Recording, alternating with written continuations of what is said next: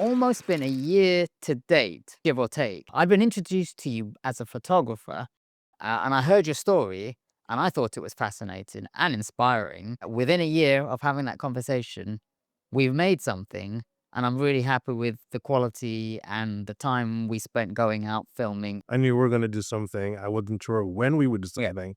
But then when you had mentioned that you were coming in January, I said, okay, fine. Good time in January, good weather, good sunsets, based on where the sun would be. So I kind of had an idea, a few places I wanted us to go. I knew that there are areas where we could visit. And then you being the person in the video, you would know exactly what to do with it. When we talked, it wasn't any of the process, and hopefully this comes across in the video that we made. It wasn't about the technicalities. It was definitely about when we were speaking, as the title says, the philosophy of a Jamaican landscape photographer. To be honest, I feel like now I have a better understanding of landscape photography and appreciate the process and the visualization of it. It's a repeat process. And even when you get all the logistics done and you say, okay, you plan your date, you watch the weather, you check the position of the sun, and you can go there on that particular day and the conditions that were forecast is just completely different. You have to know, say, okay, like I said many times, as my wife says, you work with it, okay? Yeah. It's never a lost cause to go there. Landscape photography, much like painting, is artistic. So if you stand in a scene, I think as your dad has said many times, there are several ways to shoot something just by shifting your position 4 feet or 6 feet left to the right. Like let's just say, for instance, Bowden Falls when we went, you had perfect light. Yes, for me, Yeah, for video, which is high position sun. Good. That's great for you. Although obviously not because of the falls, because of it was surrounded by trees. Yeah. The direct sunlight above Yeah. meant that I could get some contrast and some lighting shade in Right. the shot.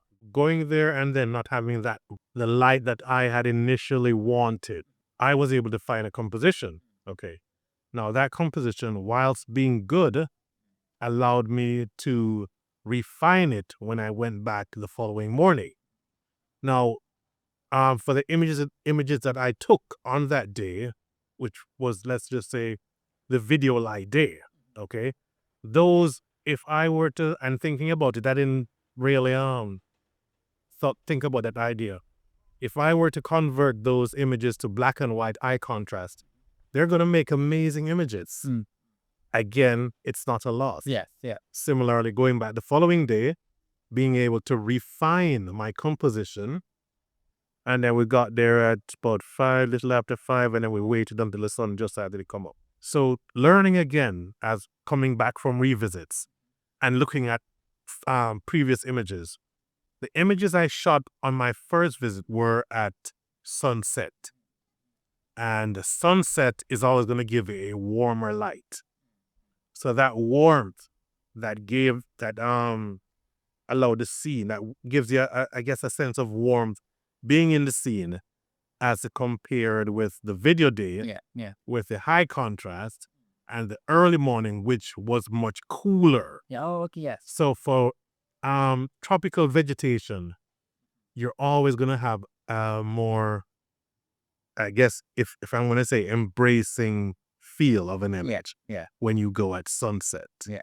Generally speaking, we did shoot at sunrise on sunset. Still two of the best times that you get if you're not, lighting and doing everything else with it. You'll get a softer light, which again, not without repeating what people already know. I kept on thinking, oh, I want a day with no clouds. Right. But I quickly realized that it was the clouds that you used as the other half of the landscape. Whereby you capture the scenery or the scenario, whether it's the buildings or the landscape or waterfall. But then often, even in like the other gardens, it was it was getting the right type of clouds, and that was completely new for me. Now, when I look, I'm starting to look at the clouds, seeing what colors are being reflected, and shooting various time lapses, which I really enjoyed throughout the video. Shooting time lapses, traveling around, getting some interesting time lapses to try and help just feed the idea of the changing, as you say in the video, the light is always moving. And sometimes it moves really fast. I think there was literally a shot that I did and it looked like I time ramped it, but it wasn't. You said you asked me, did I time ramp it? And I said no. It was just breezy, and then the breeze fell off, and it was still, and it looked like a time ramp. And just the nature is always at play. Charlene is like a massive part of what and how you operate. Yeah. You're like it's your team and how you operate, and it's a big part of it. So I think, what is it like working? Because you're not like a solo shooter, even though you will go out and shoot solo. Yeah. But it must be nice to go out as a team Yeah. and shoot. Charlene is always with me. Um, 17 going on 18 years. Anyway, so 17 going on 18 years, yeah? I'm artistic to an extent, but I'm also technical. Charlene is 100% artistic. Even when I go to a location and I'll pre-visit it and repeat going back, I have a composition in my head.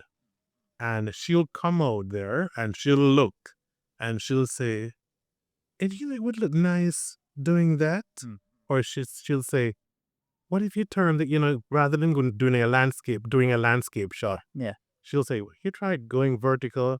And I'll say, "Yeah, let's try that." So over the years, be going out there with her, we have gotten to the point now that when we go to shoot, we now take two cameras, and she will take a camera and then she'll find something to set up and she'll shoot. If I revisit a location and I'm shooting it from a certain perspective, and she has a camera on her own and she's shooting, she comes back sometimes with an image much nicer than mine. So Shirley is short. She's about 3 feet. She'll say 5 feet. Hey, all right. All right. So Shirley is 5 feet and change. She's sitting over there. Okay, it's Shirley. 5 feet and change. Agree? We went to Port Royal and there was a scene that I researched to shoot. Been there, saw it, said, okay, I'm going back to reshoot it sunset. And I remember specifically because I remember this, we had a little bit of sea spray on it, or not, well, yeah, a little splash, and the salt water got in it. And your dad did tell me about that. And You mean tell you off about? yeah, he told me about it. He said, "Kreyg, you got some seawater on my tripod." And I said, "Oh, bloody hell, I should have washed it off, So my fault on that. And I set up the scene, and I remember I had a 20D. I gave her the 20D with a 70 to 200 L lens, which is some weight. Yeah. She took the camera, and while I'm still focused on one scene, she's there. She's looking at the birds, and she's looking at the birdie, and then she's there. And then there's a guy a good distance away, and he's fishing. She's timing the bird, watching the bird circle the guy who's fishing, and she snaps the shutter. And it wasn't on continuous shooting. She snaps a frame of the guy with the fishing rod a short distance from him. And to this day, I'm talking about from 2017 till now, to this day, that is one of the best shots that I've seen since I'm shooting. I've seen it. Right. It's It's an amazing shot. on your site. Is that one? I think Yes, you're with. yeah, Yeah. take credit. Yeah. Okay, all right, all right. You know.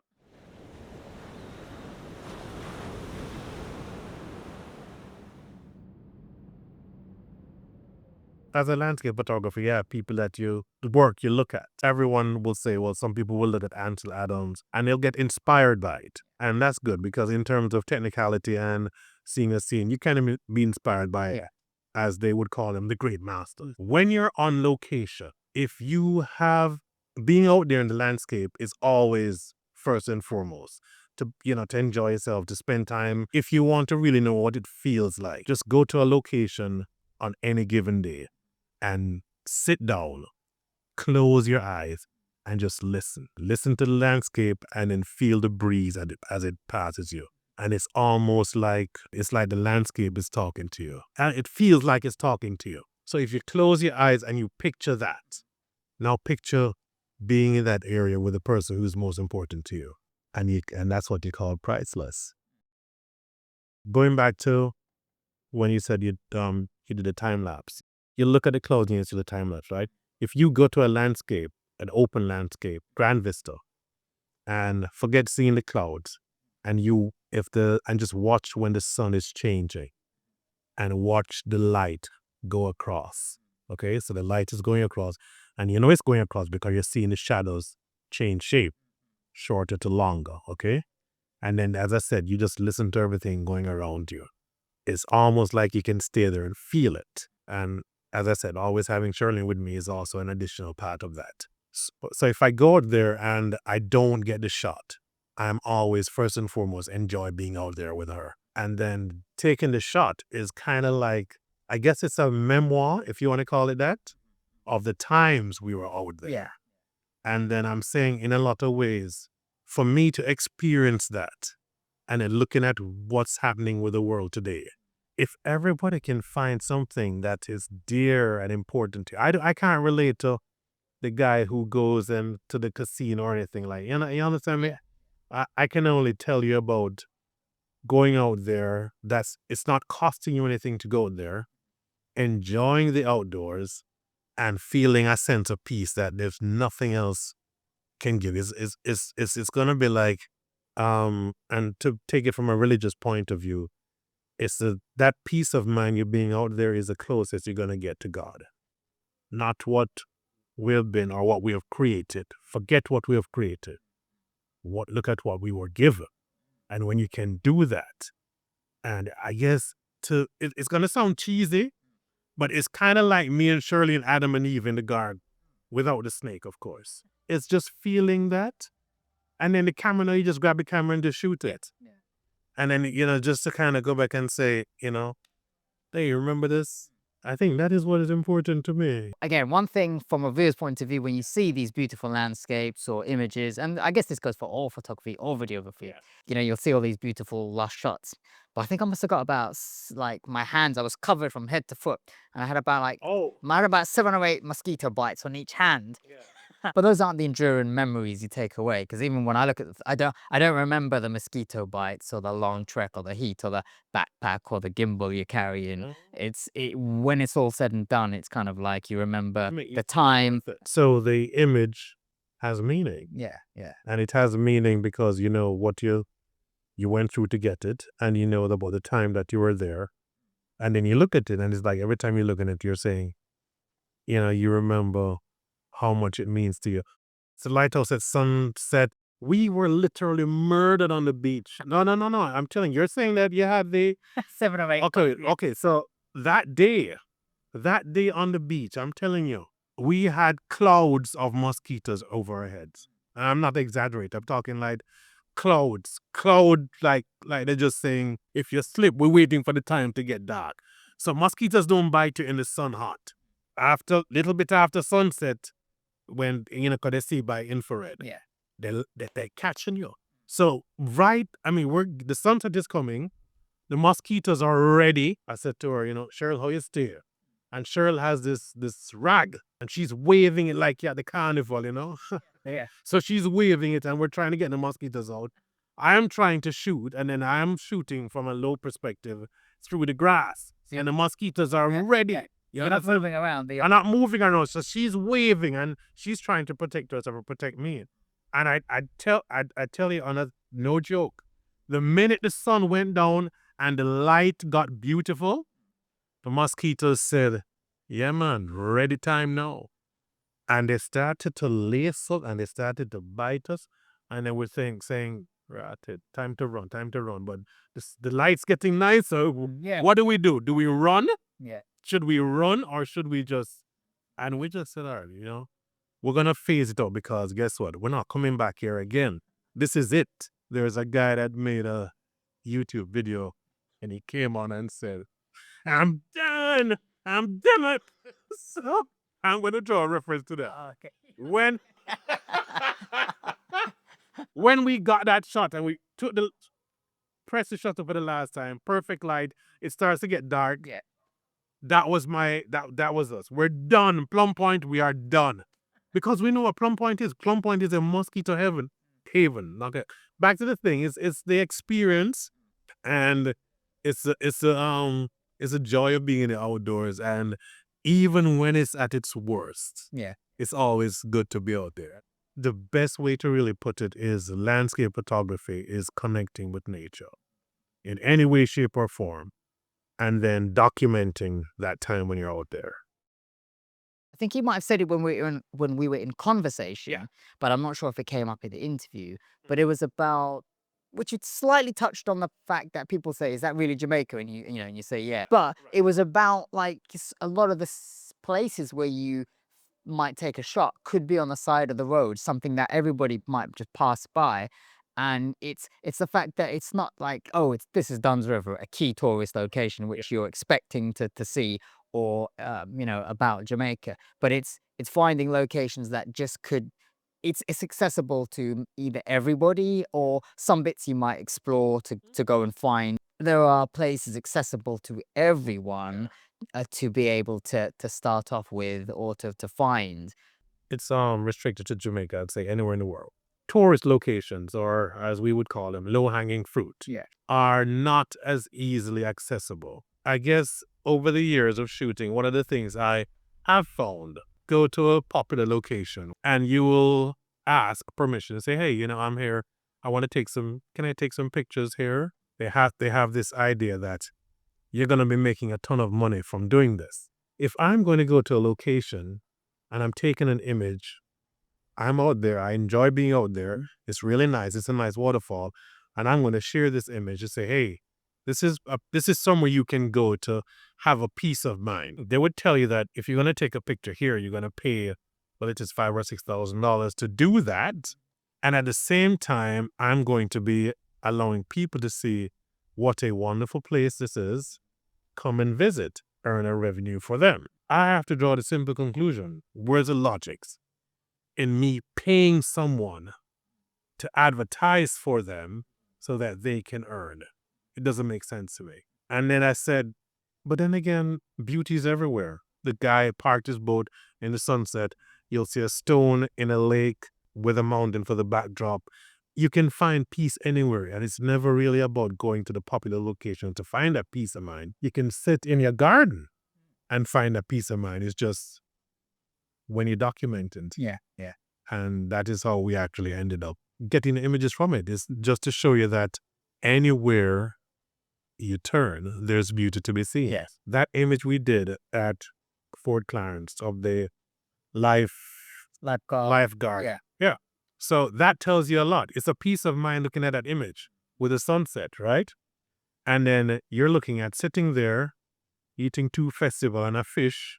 I could sit here and then look at the sunset, look at the scene, and feel a peace of mind. It's just, I guess, in a way, it's just showing you what's there that you're not seeing. And it goes back to what we are saying before. See it every day, but you're not really taking the time to stop and look at it.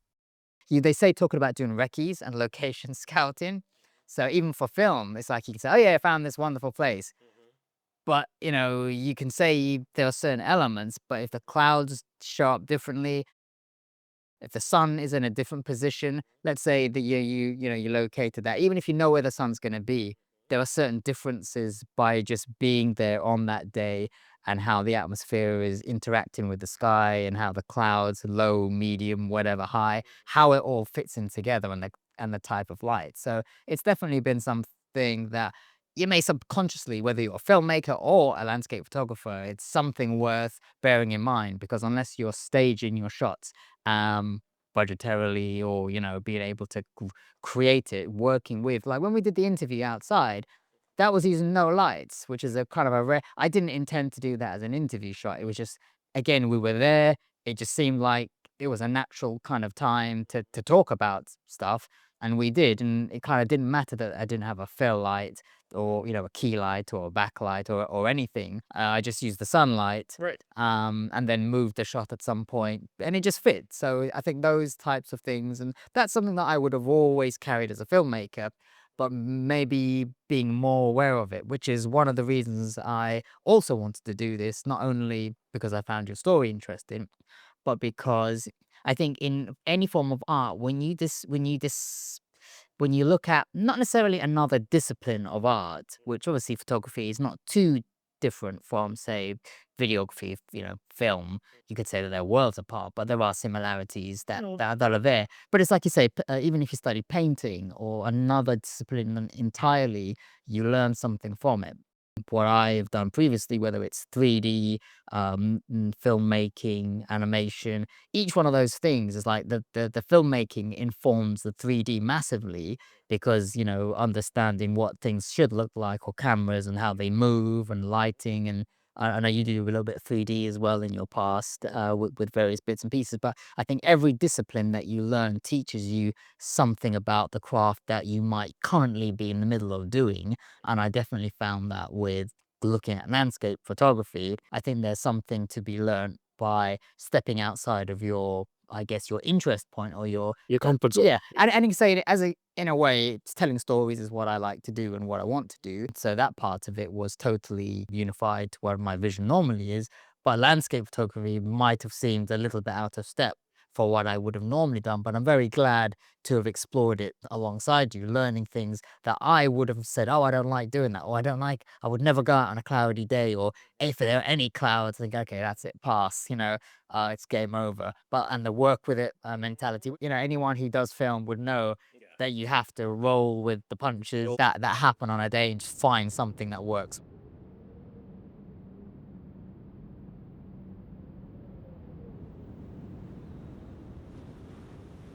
That's probably all I would necessarily wrap up with for the moment. Hopefully there'll be some more things to maybe say in future on this. Do be sure you can check out, is it Kreyg Scott on Instagram? And KreygScott.com. KreygScott.com. So you can get prints or ask questions. Well, most people visit they'll look at the website and they'll see an image they like, and they'll send me a contact form as to if they want a digital file or they would like it to be printed. If it's international, then I would find a printer closest to that person and then would send them the file. They would print it and then it would be shipped. It's been an absolute pleasure the last 2 months working and creating. Actually, you haven't even seen the finished thing yet. I mean, you've seen iterations, but so let's go. I guess we'll go and watch it We'll now. have a look. But yes, is that camera still rolling? Oh, good. Thanks for watching. And if you have any questions for either myself or Kreyg, please do drop them in the comments, and I'll see you all on the next one. Bye now.